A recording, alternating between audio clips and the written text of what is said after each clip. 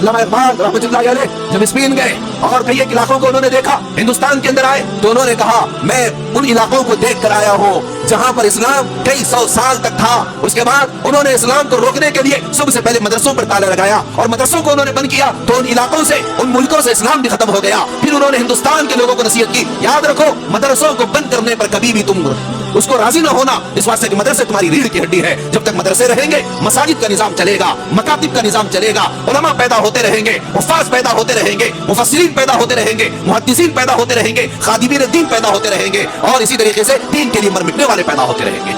اس واسطے ہمیں سمجھنا چاہیے، مدارس کی حقیقت کو بھی سمجھنا چاہیے، اور مدارس کی بنیاد کو بھی سمجھنا چاہیے، اور ان کا جو تعاون ہم سے ہو سکتا ہے۔ میں کہتا ہوں ہمارا سب سے بڑا تعاون یہ ہے کہ ہمارے گھر کا یا ہمارے خاندان کا ایک بچہ ہم مدرسے کے اندر بھیجائے، تاکہ ہمارے نسل کے اندر ایک حافظ قرآن پیدا ہو، ایک عالم دین پیدا ہو، ایک ماہر قرآن پیدا ہو، ایک ماہر شریعت پیدا ہو۔ یہ مدارس کا سب سے بڑا تعاون ہے۔ إن صلاتي ونسكي ومحياي ومماتي لله رب العالمين. أما بعد فأعوذ بالله من الشيطان الرجيم. بسم الله الرحمن الرحيم. فلولا نفر من كل فرقة منهم طائفة ليتفقهوا في الدين ولينذروا قومهم إذا رجعوا إليهم لعلهم يحذرون. وعن أبي هريرة رضي الله عنه قال قال النبي صلى الله عليه وسلم من سلك طريقا يلتمس فيه علما سهل الله به طريقا إلى الجنة او كما قال علیہ الصلاۃ والسلام. مطرع المقام حضرات سامعین کرام، عزیز نوجوانوں، ساتھیوں، گزشتہ جمعہ علم سے متعلق اور مدارس اسلامیہ عربیہ سے متعلق چند باتیں عرض کی گئی تھی۔ اہل ایمان کا اور اہل اسلام کا تعلق بہت گہرا ہے علم سے اور مدارس سے۔ اللہ تبارک و تعالیٰ نے قرآن مجید کے اندر جو پہلی وحی اتاری اور غار حرا میں جو پہلی وحی اتری، وہ وحی اور وہ آیات قرآنیہ ہم کو بتلاتی ہے کہ ایک ایمان والے کا رشتہ علم سے کتنا مضبوط ہونا چاہیے۔ اللہ تبارک و تعالیٰ نے سب سے پہلا حکم نماز کا، روزے کا، حج کا، گناہوں سے بچنے کا نہیں دیا، بلکہ سب سے پہلا حکم علم سے متعلق دیا کہ علم حاصل کرو۔ علم ایک ایسی روشنی ہے جس کی وجہ سے جہالت کی تاریکیاں ختم ہوتی ہے، بدعات و رسومات کی گھٹا ٹوپ تاریکی دور ہوتی ہے، علم سے زندگی میں روشنی پھیلتی ہے۔ اسی واسطے فرمایا یؤتی الحکمت من یشاء ومن یؤتی الحکمت فقد اوتی خیرا کثیرا۔ جس کو حکمت اور علم سے نوازا گیا تو گویا کہ اس کو بہت بڑا خیر عطا کر دیا گیا۔ اور ایک آیت مبارکہ میں اللہ تبارک و تعالیٰ نے ارشاد فرمایا فلولا نفر من كل فرقة منهم طائفة ليتفقهوا في الدين۔ مسلمانوں میں سے ایک جماعت ایسی ہونی چاہیے، جو جماعت اور جو افراد علم دین کی سمجھ حاصل کرے، علم کو سیکھے، علم کو پڑھے، قرآن اور حدیث کے ماہر بنے، لیتفقہوا فی الدین، دین میں سمجھ بوجھ پیدا کرے، وَلِيُنذِرُوا قَوْمَهُمْ إِذَا رَجَعُوا إِلَيْهِمْ، اس کے بعد وہ ان لوگوں تک وہ علم پہنچائے جنہوں نے علم حاصل نہیں کیا، ان کو دین کی بات سکھلائیں، ان کو دین کی بات بتلائیں۔ اللہ کن باتوں سے راضی ہوتے ہیں اور کن باتوں سے ناراض ہوتے ہیں، وہ تمام چیزوں کی واقفیت ان کو دے۔ اور حضور اکرم صلی اللہ علیہ وسلم نے ارشاد فرمایا، من سلک طریقا یلتمس فیہ علما، جو کوئی علم حاصل کرنے کے لیے نکلتا ہے تو اللہ اس کے لیے جنت کا راستہ آسان فرما دیتے ہیں۔ اتنی بڑی فضیلت علم حاصل کرنے والے طالب علم کے لیے، قرآن و سنت کے علوم کو حاصل کرنے والوں کے لیے ہے کہ جو علم حاصل کرتے ہیں ان کے لیے جنت کا راستہ ہموار کر دیا جاتا ہے۔ اور ایک حدیث میں ارشاد فرمایا کہ فرشتے پر بچھاتے ہیں ایسے اسٹوڈنٹ اور طالب علم کے پیروں تلے جو علم کے راستے میں نکلے اور طلب علم کے لیے نکلے۔ اور یہ جو علم سیکھنے کی جگہ ہے، علم کے حصول کی جگہ ہے، انہی کو ہم مدارس اسلامیہ عربیہ کہتے ہیں۔ وہاں علم حاصل ہوتا ہے، وہاں علمی پیاز بجھائی جاتی ہے، وہاں پر علم سے، عمل سے آراستہ کیا جاتا ہے، مدارس میں عقائد کو درست کیا جاتا ہے، مدارس میں اخلاق کی درستگی کی جاتی ہے، مدارس میں قرآن کو صحیح پڑھنا، صحیح سمجھنا سکھلایا جاتا ہے، مدارس میں پیار اور محبت اور آشتی سکھائی جاتی ہے۔ تو یہ مدارس، یہ اسلامی مراکز ہے۔ اس کا جو رشتہ میں نے آپ کو بتلایا غار حرا سے ہے، مدارس کا رشتہ، مدارس کا رابطہ جو ہم اپنے آس پاس، اڑوس پڑوس میں، محلے میں، علاقے میں، پورے ملک کے اندر جو مدارس کا جال بچھا ہوا دیکھ رہے ہیں، اس کا رشتہ غار حرا سے ہے۔ اور پھر اس سے آگے بڑھ کے مدرسہ دار ارقم سے ہے۔ حضور اکرم صلی اللہ علیہ وسلم، وہ صحابہ جو ایمان میں آگے، انہوں نے ایمان کو قبول کیا تو ان کو دار ارقم کے اندر ایمان کی، اسلام کی تعلیم دیا کرتے تھے۔ یہ دوسرا اسلامی مدرسہ ہے۔ یہی وہ مدرسہ ہے جس کے اندر علم سیکھ رہے تھے۔ وہاں حضرت حمزہ رضی اللہ عنہ بھی موجود تھے اور صحابہ بھی علمی پیاس بجھا رہے تھے۔ اتنے میں دیکھا کہ حضرت عمر بن خطاب، جو ابھی اسلام میں داخل نہیں ہوئے، ننگی تلوار لے کر، تلوار نیام سے نکلی ہوئی ہے اور دار ارقم کی طرف آ رہے ہیں۔ صحابہ دیکھے، ان کے ہوش اڑ گئے، کیا بات ہے، آج عمر کے تیور بدلے ہوئے ہیں۔ یہ اسی مدرسے کے اسٹوڈنٹ تھے، پڑھ رہے تھے۔ حضرت حمزہ رضی اللہ عنہ نے بھی دروازہ کھولا اور دیکھا دور سے کہ عمر بن خطاب آ رہے ہیں۔ پورے مکے کے اندر بہادر تھے، بڑے جری تھے، بڑے ہمت والے تھے۔ ایک رات پہلے حضور اکرم صلی اللہ علیہ وسلم نے ان کے حق میں دعا کی تھی، اے اللہ، عمر بن خطاب کے ذریعے سے اسلام کو ترقی دیجئے، عمر بن خطاب کے ذریعے سے اسلام کو مضبوط کیجئے۔ وہاں عرش پر دعا قبول ہوئی، لیکن عمر بن خطاب آ رہے ہیں، کسی کو پتا نہیں ہے، اللہ کو معلوم ہے کہ کیوں آ رہے ہیں۔ جب قریب آتے ہیں، حضرت حمزہ رضی اللہ عنہ کھڑے ہوئے ہیں اس ارادے سے کہ میں بھی دیکھوں کہ کس ارادے سے عمر بن خطاب آئے ہیں۔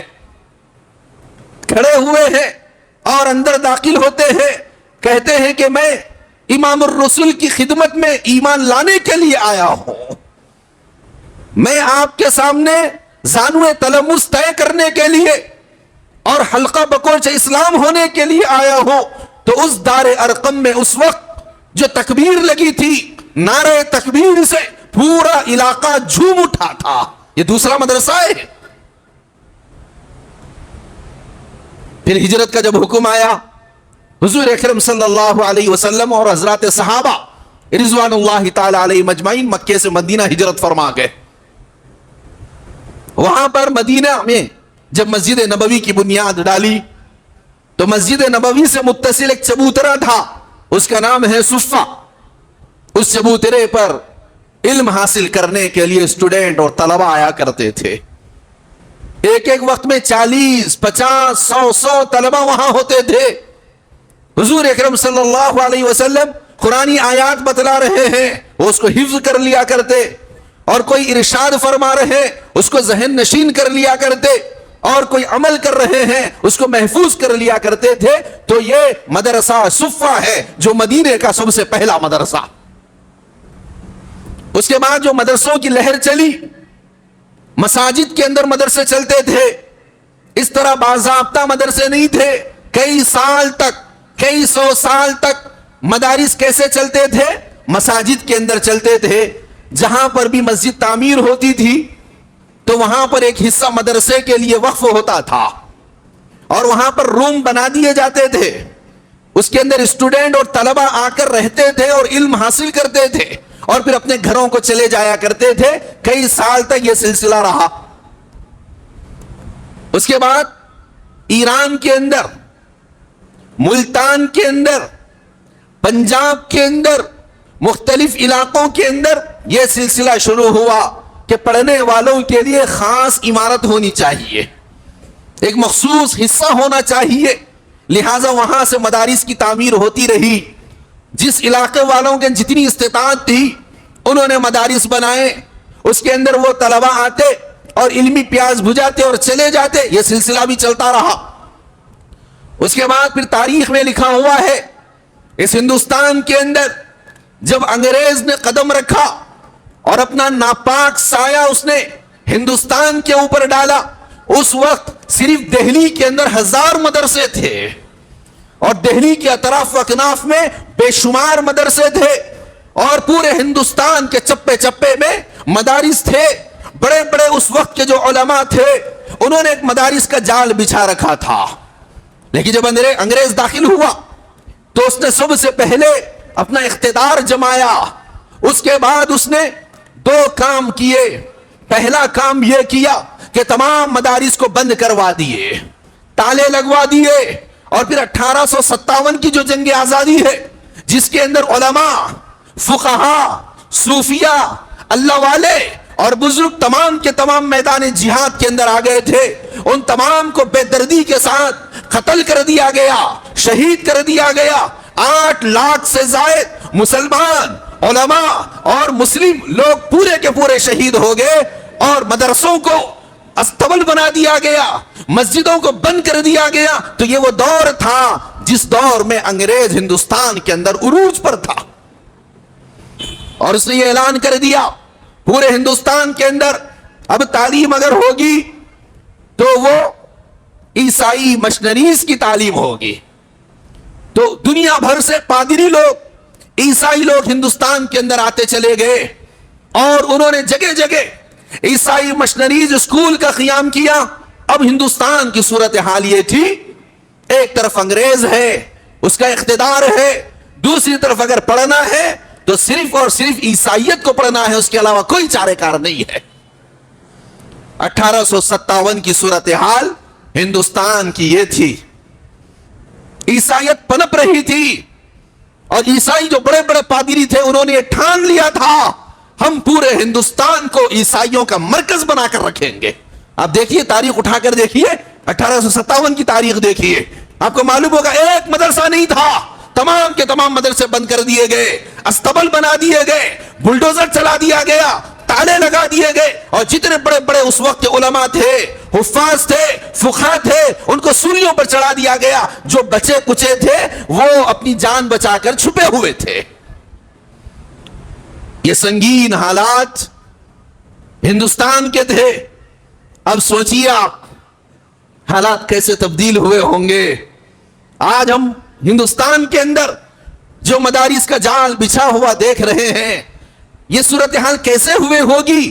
تو پھر آپ کو معلوم ہونا چاہیے 1866 کے اندر ایک دیوبند ایک علاقہ ہے वहां पर चंद अफराद सर जोड़कर, चंद अहले दिल, चंद अहले उलमा सर जोड़कर उन्होंने ये तहिया किया, ये इरादा किया कि हम तो मैदान के अंदर अंग्रेज से शिकस्त खा चुके हैं और तालीमी मैदान तमाम का तमाम ईसाइयत का है।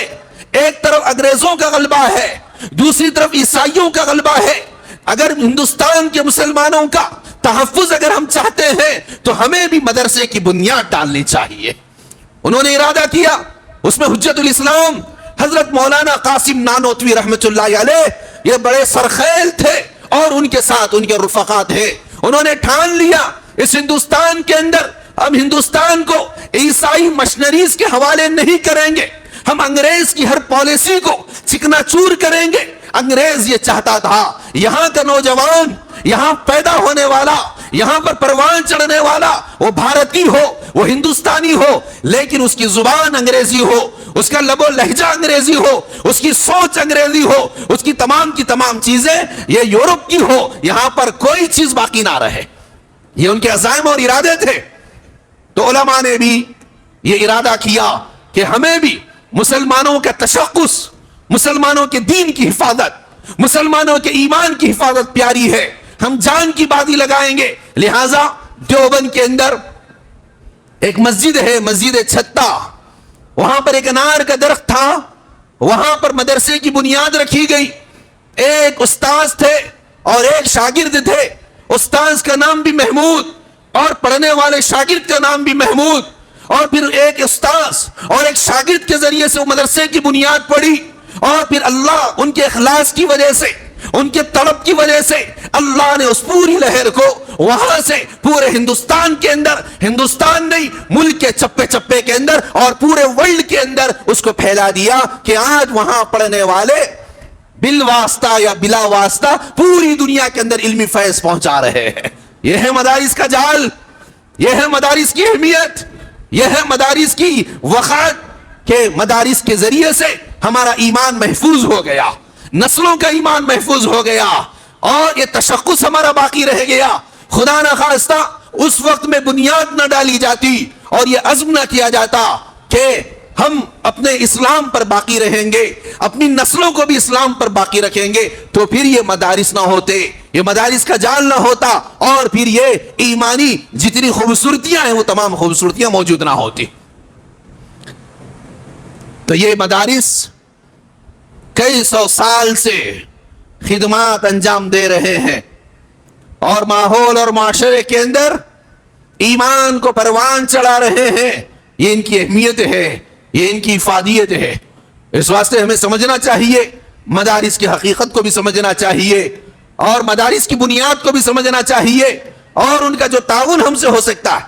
मैं कहता हूं हमारा सबसे बड़ा ताउन यह है कि हमारे घर का या हमारे खानदान का एक बच्चा हम मदरसे के अंदर भेजाए ताकि हमारे नस्ल के अंदर एक हाफिज कुरान पैदा हो, एक आलिम दीन पैदा हो, एक माहिर कुरान पैदा हो, एक माहिर शरीयत पैदा हो। यह मदारिस का सबसे बड़ा ताउन है और मदारिस इस सिलसिले में कोशिशें कर रहे हैं, काविशें कर रहे हैं। यह इल्मी सिलसिला चलता रहे। जब तक मदारिस रहेंगे, मदारिस का ये मकसद अपने राह पर चलता रहेगा, इंशाअल्लाह ये ईमान की, इस्लाम की बादे बहारी ये चलते रहेगी। यही वजह है अल्लामा इकबाल रहमतुल्लाह अलैह जब स्पेन गए और कई एक इलाकों को उन्होंने देखा, हिंदुस्तान के अंदर आए तो उन्होंने कहा मैं उन इलाकों को देख कर आया हूं जहां पर इस्लाम कई सौ साल तक था। उसके बाद उन्होंने इस्लाम को रोकने के लिए सबसे पहले मदरसों पर ताला लगाया और मदरसों को उन्होंने बंद किया तो उन इलाकों से, उन मुल्कों से इस्लाम भी खत्म हो गया। फिर उन्होंने हिंदुस्तान के लोगों को नसीहत की, याद रखो मदरसों को बंद करने पर कभी भी तुम उसको राजी ना होना, इस वास्ते कि मदरसे तुम्हारी रीढ़ की हड्डी है। जब तक मदरसे रहेंगे मसाजिद का निजाम चलेगा, मकातिब का निजाम चलेगा, उलमा पैदा होते रहेंगे, हुफ्फाज पैदा होते रहेंगे, मुफस्सिरीन पैदा होते रहेंगे, मुहद्दिसीन पैदा होते रहेंगे, खादिमीन दीन पैदा होते रहेंगे और इसी तरीके से दीन के लिए मर मिटने वाले पैदा होते रहेंगे। यह है मदारिस की अहमियत और वक़ात। तो लिहाजा उसे हमें भी दिलो दिमाग के अंदर बिठाना चाहिए और भी जगह जगह یہ جو مکاتب چلتے ہیں یہ کیا ہے؟ مدارس کی گویا کہ ایک شاخ ہے. جو بچے مکمل طور پر مدرسوں میں پڑھنے کے لیے نہیں آ سکتے ان کے لیے ایک دوسرا جال بچھایا گیا علمی، وہ یہ ہے کہ جگہ جگہ مکتب قائم کیا گیا. مسجدوں کے اندر مکتب ہے اور محلوں کے اندر مکتب ہے. یہ کیا ہے؟ یہ ان بچوں کے لیے ہے جو اسکولوں میں پڑھتے ہیں، کالجوں میں پڑھتے ہیں. ان کو بھی دین سکھایا جائے، ان کو بھی ایمان سکھایا جائے، ان کے بھی عقائد کو مضبوط کیا جائے. اس واسطے کہ یہ مکمل طور پر مدرسے میں نہیں جاتے تو ان کو مکاتب کے اندر پڑھایا جائے. یہ ایک دوسرا مقصد ہے بنیادی. اور ابھی چھٹیوں کا وقت قریب آنے والا ہے بچوں کا، اسکولوں اور کالجوں کا. تو لہذا میں سرپرست حضرات سے گزارش کرتا ہوں کہ بچوں کا وقت کو ضائع نہ کرے، کچھ گھما پھرا لے. اور اس کے علاوہ جو سمر کیمپ جگہ جگہ لگتے ہیں، دینی گرمائی کلاسز جس کے اندر نماز سکھائی جاتی ہے، جس کے اندر عقائد بتلائے جاتے ہیں، جس کے اندر مسائل سکھائے جاتے ہیں، اس کے اندر اپنے بچوں کو ضرور بھیجے تاکہ وہ ایک 40 ڈیز کے اندر یا ایک مہینے کے اندر بہترین سے بہترین کچھ چیزیں سیکھ لے. ان کی نماز درست ہو جائے، ان کے کچھ مسائل درست ہو جائے، ان کو فرائض اور واجبات غسل سمجھ میں آ جائے، اور اسی طرح دین کی موٹی موٹی باتیں ان کے علم میں آ جائے. تو اس تعلق سے بھی سرپرست حضرات کو فکر مند رہنا چاہیے. الحمدللہ اس سال مسجد حاضہ کے اندر بھی سمر کلاس منعقد ہوگی اور 20 اپریل سے اس کا آغاز ہوگا. جو سہولت سے یہاں پر بھیج سکتے ہیں مسجد کے اندر وہ یہاں پر بھی بھیج سکتے ہیں تاکہ ان بچوں کو دین سے اور ایمان سے اور اخلاق سے آراستہ کیا جائے. اور پھر آپ کو جہاں پر سہولت ہو اور جس سمر کلاس کے اندر سہولت ہو بھیجیں، لیکن ضرور بھیجیں تاکہ بچوں کا وقت ضائع نہ ہو. یہ 1.5 مہینہ 2 مہینہ بچے کچھ پڑھ لیں گے، سیکھ لیں گے، ورنہ بچوں کا وقت ضائع ہو جائے گا اور بچے یوں ہی اپنے وقت کو ضائع کر دیں گے. تو خلاصہ یہ ہے کہ مدارس اسلامیہ عربیہ یہ ایک ریڑھ کی ہڈی ہے، ہمارے ماحول اور معاشرے کا ایک بہترین حصہ ہے. اور اس کے بنیادی مقاصد میں سے ایمان کا تحفظ ہے، اسلام کا تحفظ ہے، دین کا تحفظ ہے. اسی لیے طلباء کو وہاں پر پڑھایا جاتا ہے تاکہ وہ قوم کی خدمت کرے اور قوم کے اندر دینی محنت کرے، دینی جستجو کرے اور قرآن اور حدیث کا صحیح پیغام لوگوں تک پہنچائے. اللہ تبارک و تعالی سے دعا ہے کہ اللہ ہمیں مدارس کی قدردانی کی توفیق عطا فرمائے، اور جتنے مدارس ہندوستان کے ہیں اندر ہے اللہ سب کا تحفظ فرمائے، حاسدین اور شیاطین کے شرور سے ان کی حفاظت فرمائے. وآخر دعوانا الحمدللہ رب العالمین.